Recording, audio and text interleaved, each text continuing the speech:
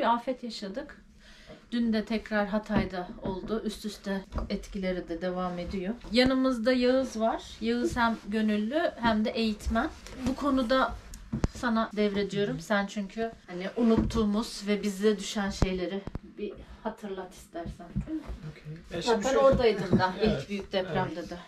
8 gün orada çalıştım zaten. Şimdi şöyle bir şey var. Deprem dediğimiz olay her zaman kötü sonuçlar getirmiyor. Buna tamamen toplumun hazırlıklı olmasıyla alakalı bir durum aslında. Ve bizim yaptığımız en büyük hata, ülkecek yaptığımız en büyük hatamız şu.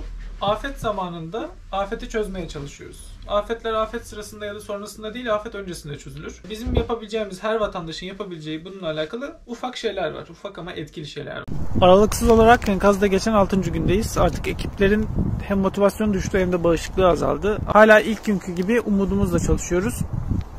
Fakat şöyle bir durum var, bu videoyu o yüzden çekiyorum. Sizlerden gelen ihbarları tabii ki değerlendiriyoruz ve bize bu ihbarlar düştüğünde şöyle bir yanılgıyla karşılaşıyoruz. Enkaza gidiyoruz ve enkaz zaten çalışılmış, kazazede çıkartılmış canlı ya da vefat etmiş şekilde. Ya da bazen verdiğiniz numaraları arıyoruz. Beni bu saatte aramayın, niye beni arıyorsunuz, benim alakam yok deyip tersleniyoruz. Çünkü yanlış bir iletişim bilgisi verilmiş oluyor. Lütfen bir şey paylaşırken teyitli şekilde paylaşmaya özen gösterin. Ekipler gerçekten sahada insanüstü şekilde çalışıyor ve lütfen bu bilgi kirliliğinin önüne geçelim. Çünkü bir enkaz çalışmasında en önemli şey bizim için zaman. Bunlardan birisi afet bilinci eğitimini almak. Her vatandaşın hem afet bilinci eğitimi hem de ilk yardım eğitimi alması bence zorunlu kılınmalı. Ki bu niye söylüyorum? Her açıdan, manevi açıdan da bu sizi tutar, yani nasıl diyeyim, insan tutar. Çünkü yanınızda sevdiğiniz insanın da hayatını tutabilme gibi bir olanağı veriyor. Bir fırsat sağlıyor size bu durum. İlk yardım dediğimiz şey özellikle. Ya da bir afet anında ne yapacağını, doğru müdahalenin nasıl şekilde yapılacağını bilirsen daha fazla kişiyi kurtarabiliyorsun ya da daha hızlı şekilde müdahale edebiliyorsun. Buna da şöyle bir ekleme yapabilirim aslında. Afet ortamında dünyada geçerli olan bir literatür bu. İlk 72 saatte hiçbir arama kurtarma ekibi, ambulans ya da aklınıza ne gelirse sağlık ekibi sahaya tamamen hakimiyet kuramaz. Bu yüzden ilk 72 saatte bütün vatandaşlar, bütün afeti yaşayanlar, bölgedeki insanlar bu süreçte yalnızdır. Yani kendi başınadır. Yapılan kurtarmaların çoğu da, yani afet bölgelerinde depremde yapılan kurtarmaların çoğu da mahalleli tarafından, bölge yakınında yaşayan insanlar tarafından sağlanır. Bu yüzden ben şu görüşteyim. Eğer herkes arama kurtarma bilinciyle eğitimini iyi bir şekilde seviyeye getirirse ve bunu toplum olarak bilinç haline getirirsek, bir afet kültürünü bilinç ve afet kültürü daha doğrusu yaparsak bu durumu, işte o zaman ilk 72 saatte doğru şekilde değerlendirilir. Bilanço biraz daha hafiflemiş olur bizim için. Kepçeler insanları öldürüyor. Kurtarmacılardan onların çıkartılması bekleniyor. Böyle bir şey oldu mu? Bu oluyor zaten. Bu şey değil. Yani bir enkazda ilk günden daha... Peki nasıl kaldırılacak kepçeyle değilse de? Kaldırma diye bir şey yok. Enkaz kaldırma en sondur. Çıkarılma diye mi bir şey var? Çıkarılma peki? Yani şöyle bir şey var. Şimdi enkazda bize öğretilen, ben 15 yıldır arama kurtarma gönüllüsüyüm ve afet bilinci eğitmeniyim. Bana öğretilen şey enkazın asla ve asla düzeninin bozulmamasıdır. Kurtarmacı tarafından bozulabilir. Kurtarmacı hiltiyle girer, tablaları çıkartır, yaralı görür çünkü, canlı görür. Ama daha canlı varken içeride ya da daha çalışma yapılmamışken, arama yapılmamışken enkazın üzerine bir tane kepçe çıkamaz. Kepçe çıkarsa o işte yaşam üçgenini artık daraltmış olur. Yani bina yıkıldıysa zaten çok yapabileceğimiz bir şey yok. İlk kuralımız bina yıkılmasın olması gerekiyor. Ama bina yıkılırsa da ilk kurtarmacıların donanımlı olması her zaman o bilançoyu çok hafifletir. Peki nereden hani eğitim alabilir insanlar? Şimdi aslında eğitim almak istemek yeterli bunun için. Çünkü çok fazla alan var. Bunu AFAD gönüllülük sistemiyle verebiliyor, STK'lar verebiliyor. Hani kişisel, hani bireysel olarak şirketler bunu talep edebiliyor, bulabiliyor. Akut da aynı şekilde. Akut da bir STK zaten. Doğru. STK dediğim sistemi. Sadece hani böyle dönemlerde bazı şeyler tabii ki yoğun oluyor. Organizasyonlar yoğun oluyor. Hani alternatif olsun diye insanların da bunları sayıyorum. Benim de size bir sözüm olsun. Hani sizden şey olsun. Sizle beraber de bir gerekirse proje yaparız. Hani takipçilerinizle bir online de olsa en azından ya da buluşabiliyorsak bir afet bilinci eğitimi yaparız beraber. Süper olur. Mutluluk Bunu tez zamanda yapalım. Tabii ki. Tamam. Tabii ki. Yani şey değil. Çünkü sen ne dedin? Lütfen onu paylaşır mısın? Hangisini? İnsanlar senden özellikle bu dönemlerde çok eğitim istiyor. Evet. Yani kısaca anlatayım hatta. Şimdi bir deprem olduğu zaman, ben bir afet bilinci eğitmeniyim. Bir deprem olduğu zaman hani şirketler İlk böyle bir hafta benim telefonum susmuyor. Çünkü şirketler, okullar, kurumlar bütün şeyde hani hadi eğitim verelim, hadi eğitim yapalım. İşte biz eğitim almak istiyoruz diyor. Ama işte ben yoğunluğumdan dolayı bazılarını 2 hafta sonra alıyorum, bazılarını 1 ay sonraya gün verebiliyorum. Böyle bir durumda da ne oluyor? Belli bir zaman geçtikten sonra şirketler bana şunu söylemeye başlıyor geri dönüş aldığımda. Biz vazgeçtik, işte başka bir dönemde yaparız ya da başka daha sonraki planı alacağız. Bu iş böyle bir şey değil. Yani hani bu hiçbir zaman da değişmiyor. Ben depremden sonra bir hafta telefonumun çalması değil, bir ömür böyle telefonumun çalmasına razıyım. Benim için, benim açımdan sorun değil ki ben bu işten para kazanmıyorum yani. Evet. Yani şöyle öyle düşün. Ama bütün herkesin aynı gözden görmesi gerekiyor. Moda gibi değil de yaşam için bir şey. Bir değil trend mi? haline gelmemesi gerekiyor Afet. Sen o deprem süresi geçtikten sonra o artık algı düşüyor. Depreme bakmıyorsun, depremi görmüyorsun ya da Haberlerde haberlerde görmüyorsun. görmemeye başlıyorsun. O algı gittikçe senden kopuyor. Sanki Sosyal deprem medyada olmamış gibi. görmüyorsun. Evet. Başka şey Kes- gündem olmuş bakıyorsun. Kesinlikle öyle ve olayı unutuyorsun. İşte burada bilincin ve farkındalık eğitimlerinin ön plana çıktığı nokta diyebiliriz. Şu saatler çok iyi değerlendirmeli. Her bireye ulaşabilme açısından. Çünkü ilgi buradayken afet bilinci eğitimlerinin yoğunlaşılmalı. Kesinlikle bundan Şu an bir sonrası acımız böyle var. yapılmalı. Şu an taze bir acımız var. Ama yeni bir deprem bizim acımızın onarılmasını beklemeyecek. Böyle bir durum var. Instagram'da canlı yayın açıp da yapalım mı onun şeyi? Instagram'da canlı yayın olarak ben şey görmem, sağlıklı bulmam çünkü çok fazla gürültü olur. Tamam. Ve çok fazla farklı yerlere çekilebilir. Beraber bir grubumuzla yaparsak en azından daha Burada rahat yapalım konuşuruz. Ne? Burada. Burada da olur, fark etmez. Bir Zoom üzerinden yapabiliriz ya da bir herhangi bir şey üzerinden online olarak yapabiliriz. Tamam. Instagram'da canlı yayın da yapabiliriz ama yeterince şeyden giremeyiz diye düşünüyorum. Çünkü yani biraz daha böyle teknik bilgilerin olduğu konular insanlar böyle hani ufacık bir ekrandan görmektense Doğru. daha büyük Dik ekranda ekran şey görmesi olur. daha Hı. mantıklı olur diye düşünüyorum. Tamam, onu o zaman ayarlayalım, haber vereceğiz size. Instagram'dan haber vereceğiz ama buradan biraz arkadan Evet, gidiyor. arkadan kalıyor. Aha. Olmadı yine post olarak da YouTube'da paylaşırız. Ama Yani- bunu da söylemem gerekiyor. Bina yıkılmayacak. Ne olursa olsun. O ayrı canım. Yani asıl konuşmamız gereken şeyler de tabii ki var ama tabii ki doğru şekilde eleştirmeyi bilmek gerekiyor bunları. Yani evet, taraf tutarak eleştirmek değil de bir işte gruba dahil olarak değil de genel olarak eleştiri yapmamız lazım. Senin konuşmanda benim hoşuma giden bir şey olmuştu. Hatta oraya ben linki bırakayım. Senin konuşmanla alakalı o güzel bir içerik. Onu da izlemelerini isterim. Evet. Orada bir şey diyorsun. Bari eleştiriyorsan bilgin olsun ya da sadece fikirle eleştiri yapmayın. Bilgin yoksa eleştiri boşa gidiyor. Yani Evet. boş bir eleştiri oluyor. Şöyle dedim, direkt onu söyleyeyim. Yani biz eleştirmeyi bilmiyoruz değil. Aslında eleştirmeyi biliyoruz ama eleştireceğimiz şeyi bilmiyoruz. Eleştirdiğimiz konuyu bilmiyoruz. Deprem diyoruz. Sadece deprem hakkında işte sosyal medyada paylaşılan şeyler doğrultusunda bir şey eleştiriyoruz. Ama bu insanlara yani eleştirilen kişiye kaçış fırsatı sunuyor. Çünkü bilgi çok kıvrak bir şeydir, tamam mı? Yani hani derinlemesine bilmezsen çok rahat bir şekilde sıyrılıp çıkarsın oraya ve üstünü kapatırsın o konunun. Eğer eleştireceğin konuyu derinlemesine bilirsen Kaçacak yer bırakamazsın. kaçacak yer bulamaz ve bir şeyler yapmak zorunda kalır. Ya da işte şimdi ben de klinik sağlık psikoloğuyum biliyorsun. Yani uzman psikolog olarak tabii ki anormal bir olaya verdiğimiz anormal tepkiler normal. Yani hepimiz yasımızı ve travmamızı farklı yaşadık. Biz orada değildik. Sen bir de birebir oradaydın ama hadi görev bilinciyle gittin. Belki Evet. daha farklı bir bakış açısıyla baktın ama orada yaşayan depremzedelerin yaşadığı travmayla bizimkisi tabii ki daha belki farklıdır ama biz de sosyal medyadan, televizyondan gördük. Biz de etkilendik. Biz de Evet. travma mağdur olduk. Duyduk en azından. Şimdi herkes bunu farklı dışa vuruyor. Şimdi senin dediğine bağlayacağım. Kimi öfkesiyle dışa vuruyor. Saldırarak. Özellikle Instagram'da bunu çok gördük. Doğru, yanlış ne varsa paylaşım oldu.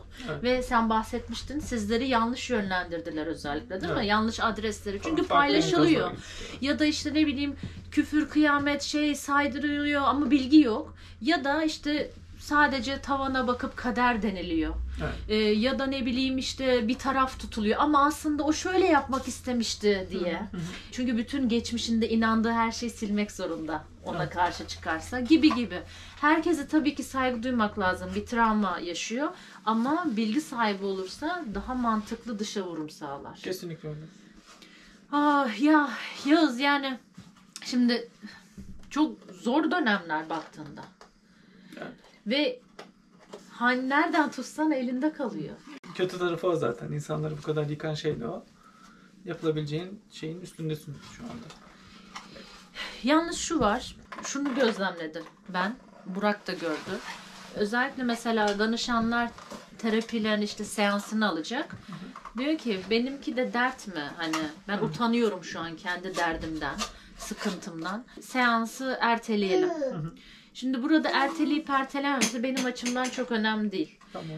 Şu önemli. Kişi kendi aslında yarasını, acısından utanç duyup, kendi yarasını sarmayıp, uykusundan bile, güldüğü şeyden bile utanç duyup, ki hepimiz yaşadık bunu, kendi iyilik halini daha kötü hale getiriyor. Evet.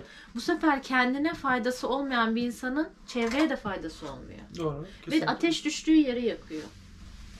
Onun bir sıkıntısı var ki yıllarca çözememiş, bir uzmandan destek almış. O yüzden hani bu hepimiz için geçerli.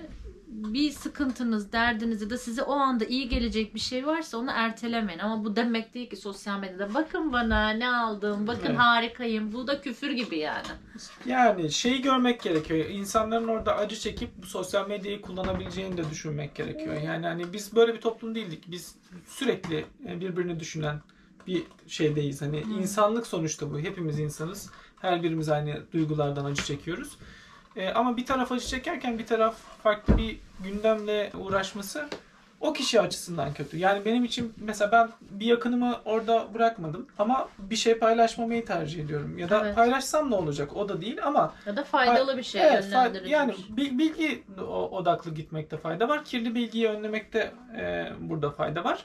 Sadece şey değil, hani insanlar istediği her şeyi paylaşabilir. Normal, sonuçta bu da bir iş baktığında. İş nasıl ki herkes işine devam ediyor. Bu da bir iş. Sadece burada dediğim gibi hani gülmeden çok fazla. Hani bu insanların da sosyal medyaya erişebileceğini, yani yakınları olan insanların da, kayıpları olan insanların da sosyal medyaya erişebileceğini düşünmek gerekiyor bazı paylaşımlarda. Evet. Bu önemli. Ya bu da işte toplum bilinciyle olacak bir şey diyorum ya. Toplum bilinci her yönde aktif olmalı. Yani tek yönden büyüdüğümüz hiçbir durumda biz kazanmayacağız. Evet. Kesinlikle. Yani biz de o yüzden bayağıdır da video paylaşmıyorduk, paylaşamıyorduk. Neden paylaşamıyorduk? İşte sebepleri bunlar. Yağız'ın dediği gibi. Bir durum var, bir konu var ve bu konunun içerisinde senin yaptığın bir arabanın ya da başka bir işin çok bir ehemmiyeti, bir önemi yok. O yüzden bunu çekmemizin sebepleri bizim arabanın, mesela kendimizden bahsedeyim. Biz buradan çok keyif alıyoruz. Hadi hep beraber keyif alalım amacıydı yani baktığın zaman, değil mi? İlk başta ilk tabii. başta bu şekildeydi. Ama şimdi bu arabanın bir amacı var. Bir serüvene başlayacak. Bu sadece oralar nereler kendi gezisi değil. İnsanlara da yardımı olacak. Bu arabanın bir amacı var. O yüzden bitirmeye çalışıyoruz. Ve Ve Burak'ın en başından beri sen biliyorsun. Ta işte 2 yıl önceden beri karavanda yaşama fikrinin ve ikimizin de yani ilk amacı deprem bölgesi İstanbul. Ve bizim mobil olmamız gerekiyor. Tamam biz evet dağlardaydık, ormandaydık, çok mutluyduk. İşte güzel Tura'ya geldi artık hani yazık eve kapatmayalım, gezelim ama aynı zamanda köyümüzü yapalım falan ama aynı zamanda İstanbul'dan çıkan deprem bölgesi. Karavandan sonra bu iyice oturdu artık kafamızda. Ama diyecekler şimdi herkes aynı şeyde değil. Biz alamıyoruz, ne olacak? O zaman işte ne olacak? Ne olacak? O bina yıkılmayacak diyoruz ya, işte aslında ona dönüyoruz. Yani bu da işte demin saydığım şeye geliyor, toplum bilincine. Toplum bilinci artarsa o binalar yıkılmaz. Yıkılmaz dediğim şey de şu, hani yıkılır tabii ki. Belli bir şiddetin üzerinde ne olursa olsun, kim yaparsa yapsın yıkılır ama o binayı yapan kişiler biraz daha düşünür. O vicdanını susturmuş kişiler, sadece parayla yaşayabileceğini düşünen insanlar biraz daha azalmış olur. Rahat rahat gezemezler en azından. Böyle düşünmek gerekiyor. Ya Yağız bir şey diyeceğim yani kötü tarih boyunca olmuş. Tabii ki o. Yani tamam o kötü olacak yine, anladın mı? Evet. O yine deyip yapacak. Ama Ama minimize etmek halkın gerekiyor. o ayrı. Ama halk onu seçen ya da işte o binayı seçen ya da ne bileyim etrafını kaplayan halkın bilinçli olması, bilmesi ya da işte ilk yardım bilmesi, bina seçerken nelere dikkat edeceğini bilmesi, konum seçerken afet nedir onu bile bilmiyor çoğu insan. Evet. Bunları bilmesi en azından o kişileri o şeye sokmaz, onun alanına sokmamış olur. Evet. Yoksa o kötü insanlar hep olacak. Yo, olacak, orası ayrı. Biraz daha rahat hareket edemeyecekler işte, yani güzel tarafı olacak. inşallah. İnşallah. Bir de Umuyoruz. bir son olarak değinelim diyorum. Şimdi bu yaşadığımız afette bir travma. Travma demek bir yara aslında. Fiziksel olabilir, ruhsal olabilir, her şekilde. Ve bundan insan etkileniyor. Önce bir akut dönem yaşıyor. Evet. Akut travma bozukluğu yaşıyor ve bunda işte uykular kaçıyor. Her an tetiklenebiliyor. Evet. Öfke, ağlama, depresif durumlar yaşayabiliyor. Kişiye göre değişebilir. Kişiliği doğrultusunda yaşıyor aslında. Sen de onu yıllardır fark etmişsindir. Ve daha sonra bu 2 haftayı geçerse travma sonra stres bozukluğu adını alıyor. Daha hani aslında burada dikkat etmemiz gereken durum oluyor. Ülkecek aslında benzer şeylerden geçiyoruz. Evet. Şimdi sen burada hem eğitmensin, hem gönüllüsün. Alanda da buna birebir şahit oluyorsun. Özellikle bu işe gönlünü verip sizlerle çalışmak isteyen, eğitimini almak isteyen kişilere ne önerirsin? Şöyleyseniz gelmeyin arkadaşım diyebilirsin mesela. Ya da şöyle olun, iyilik halinizi güçlendirin, yaşam kalitenizi güçlendirin diyebilirsin mesela. Yani buna şöyle örnek vereyim. Bu istekle, tamamen gönülle yapılabilecek bir şey zaten. Ama böyle bir şeyi her gönül edip hani gönlüne hep böyle işleri düşürüp de yapabilenlerin sayısı da oldukça az oluyor. Çünkü sahada böyle bir şeyle karşılaşmak çok böyle bir anda şok etkisi yapıyor. Yani insan böyle bir sarsılıyor eğer ilk operasyonu. Çünkü masallardaki gibi değil. Değil. Yani hani orada görülenlerin, yani şimdi söylememe gerek yok zaten bunları. Hani çok arkadaşım oldu. Böyle hani başlayıp hadi bir gazla başlayıp sonra ilk operasyondan sonra gördüklerinden sonra bırakıp giden ya da işte kendine gelemeyen ve ben bu işi yapamam diyen çok oldu. Bu yine aslında kişiye bağlı, karaktere bağlı ve stres yönetimiyle alakalı. İşte zaten eğitim dediğimiz kısımda bu. Eğitimlerde bunlar biraz daha alıştırılmaya başlanıyor. İşte öyle bir insanla temas kurma durumuna giriyorsun ya da bir stresle yönetmeye çalışıyorsun. Stres durumuna girdiğinde kendimi ben nasıl iyileştirebilirim bunu görüyorsun. Afet ortamına sokuluyorsun. Bunlar eğitimlerin bir parçası. Ve bu eğitimleri almadan o sahaya çıkmak demek çok ciddi bir darbe almak demek. Hem kendine hem de orada yanında çalışan insanlara. Ve kurtarmaya çalıştığın kişilere. Evet, kesinlikle öyle. Yani bizim mesela depremlerde yaşadığımız en büyük sıkıntı. Şimdi şöyle bir şey var. Eminim herkes zaten bunu iyi niyetiyle yapıyor. Ama herkesin buraya bireysel aracıyla gelmesinin bir anlamı yok. Buraya geldiğinizde bir trafik oluşturuyorsunuz. Ambulanslara geçiş yolu vermiyorsunuz. Bizim enkazlara ulaşmamızı engelliyorsunuz. Keza her şeyi geçtim. Biz enkaza girerken üzerimizdeki 2-3 katın belki de çökme ihtimaline karşı riske giriyoruz. Ve insanların başıboş şekilde bu enkaz üzerinde gezebilme düşüncesi bizim buradaki hem kendi canımızı hem de kurtarmaya çalıştığımız canımızı tehlikeye atıyor. Eğer yardım etme bilinciyle geliyorsanız buraya iş yükü getirmemelisiniz. Buradaki iş yükünü azaltmalısınız. Bu bilinçteyseniz tabii ki gelin. Ama enkaz fotoğrafı çekmek için ya da burada merakınızı gidermek için gelmeyin. Bu yani çevre sakinlerini geçtim. Sadece fotoğraf çekmek için gelen insanlar var. Sosyal medyaya içerik çıkartmak için gelen insanlar var. Ve hani biz mesela enkazın içine girdiğimizde üstümüzdeki 2 kat çökecek mi çökmeyecek mi bunun hesabını yapmaya çalışırken oraya bir ağırlık gelmesini düşünemiyoruz. İnsanlar geliyor bizim üstümüzde enkazın üzerinde orada fotoğraf çekmeye geliyor ama biz o hesabı edemiyoruz işte. Yani o ağırlık ne olacak? Hani kolonun üzerine, kirişin üzerine basacak mı? Boşluğa mı gelecek? Hani biz aşağıda sıkışacağız mı? Hem kendi canımızı daha büyük bir riske atmış oluyoruz. Hem de kurtarmaya çalıştığımız canımızdan oluyoruz. Yani hani bu olay bu. İnsanların algılayamadığı şey de o. Yani gelip oraya kimse fotoğraf çekmesin. Bu gönüllü işi değil. Bu bir şey iş değil yani. Yani narsistik insanlar böyle durumlarda mesela tanrısal bir şekilde lütufla hani ya da zaten kendi de çok üstün ya bana bir şey olmadı bak şeyiyle daha fazla karşıdaki o sözde ezilen grubu daha da eziyorlar. Hepimiz elbette ki çok etkilendik ve orada yaşamasak bile sosyal medyadan, televizyondan, nereden görürsek, duyarsak duyalım hepimiz aslında travma mağduru olduk ki oradakileri düşünemiyoruz bile. Anlayamayız yaşamadığımız için. Ancak şimdi oraya gidenler ya da burada paylaşanlar elbette ki iyi niyetleriyle olabilir. Elbette ki hepimiz kendimiz elimizden gelince yardım ettik ama çocukları paylaşmak, müzikli postlar koymak, oradaki o mağdur insanları, enkazdan çıkan insanları, küçücük alanda tuvaletini belki üstüne yapmış kişileri çekip paylaşmak, çocukları çekmek, yardım ediyorum, bakın neler yapıyorum, belki de alt metniyle, kaç like aldım, kaç görüntüleme aldım derdiyle belki de iç sesle, bilinç dışıyla bilmiyorum. o insanları zor duruma sokmak, ömürleri boyunca unutamamalarına neden olmak, unutma lüksünü ellerinden almak, unutmayacağız belki ya da acısı azalacak ama onu bile ellerinden almak sizce ne kadar sağlıklı?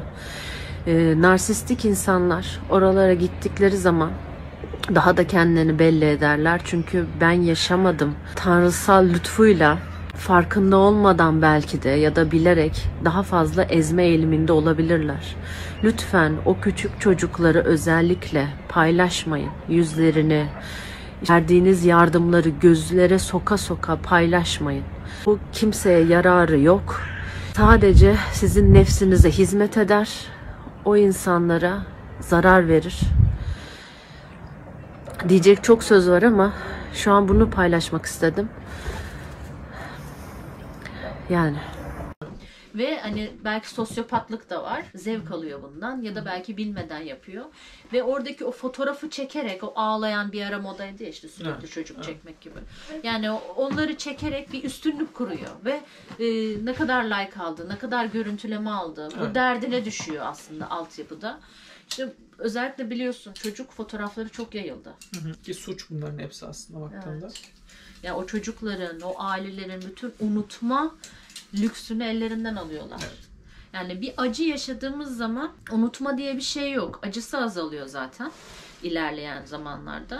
Ama bunu da elinden alıyorsun. Sürekli karşısına çıkıyor. Sürekli hatırlatıyor. Aa sen o çocuk değil misin? Aa sen o adamdın ya. Evet. İşte stres yönetimi çok önemli değil mi? Tekrar senin dediğine bağlarsın. Bilinçlenmek önemli. Bu her anlamda bilinçli. Sadece stres yönetimi de işe yaramıyor. Sadece bir bilgiyi bilmek de yaramıyor. Sen bir insansın ve bir sürü bilgiden hareket edebilen canlı grubundasın. Evet. Bu yüzden elinde imkan varken afet olmadan ne yapıyorsan yapacaksın. Afet sırasında gördüklerin ya da öğrendiklerin senin bir işine yaramaz. Mantık tamamen bu olmalı. Bu şeye benziyor ya. Yani deprem enkazdan çıkmış adama mikrofon uzatıp evet. Ne yaşadınız? Yanınızda biri var mıydı? Evet. Yani bu hiçbir kimseye faydası yok. Yok. Boş. Yani bomboş. Tatmin. Evet. Tamamen o. Şey gibi işte. Bize düşen çok şey var. Çok ya. Madde çok. Şunun gibi bunun gibi diyecek çok. İşte hala sinirlenmeniz, hala üzülmeniz. Dün yaşadığımız mesela bir şeyi izliyorduk haberleri. O sırada haberleri izlerken muhabirler yaşadı tamam mı? Orada birebir ne kadar aslında tekrar tetiklendiklerini gördüm.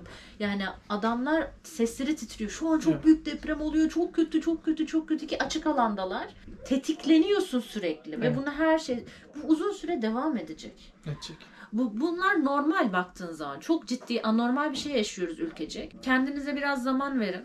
Ama bir yandan da özellikle çocuklar için, ilkokul çağı özellikle normal düzenlerine geri dönmeleri lazım. Oyun ortamına, okul öncesi dönemdeki çocuğun. Oyun iyileştiriyor mesela. İyileştirir. Tek bir şey söyleyeceğim sadece. O kendine biraz zaman verin lafına. Bu zamanı bizim hani Türk kültüründe vardır böyle zamana yayarsın. O anlamda demedim. Biliyorum. O zamanı kendinize hani verin tamam eyvallah bunda sıkıntı yok ama zamanın değerli bir şey olduğunu da unutmayalım. Hani yeni bir deprem daha doğrusu acıların tazelenmesini ya da gitmesini kaybolmasını beklemez. Ne zaman geleceğini bilmiyoruz. Hayat ne yapacaksak hemen şimdi ertelemeden yapacağız. Zaman verin dediğim yani üzüntünüze, kaygınıza. Anlıyorum. Üzüntülüyken de yapılabilir bunlar. Değil. Daha iyi yapılır. Daha bilinçli yapılır. O yüzden hiç durmaya gerek yok. Böyle gözle bakmak lazım. Tamam. Bence. Doğru, zor dönemlerde iyi kararlar verilebiliyor. Dibi gördük. Şimdi yükseleceğiz. Yapacağımız şey bu yani. Vatan bizim. Hepimizin. Öyle. Teşekkürler. Ben teşekkür ederim. 99 Gölcük unuttuk. 2011 Van unuttuk. 2020 İzmir, Elazığ unuttuk. Bozkurt orman yangınları ve daha nicesini unuttuk. Kahramanmaraş depremi dönüm noktamız olsun. Deprem bu ülkenin bir gerçeği. Afet bilinci eğitimleri 7'den 70'e her vatandaş için zorunlu olsun. Afet bilinci kültürümüz olsun. Bu talep hepimizde olmalı.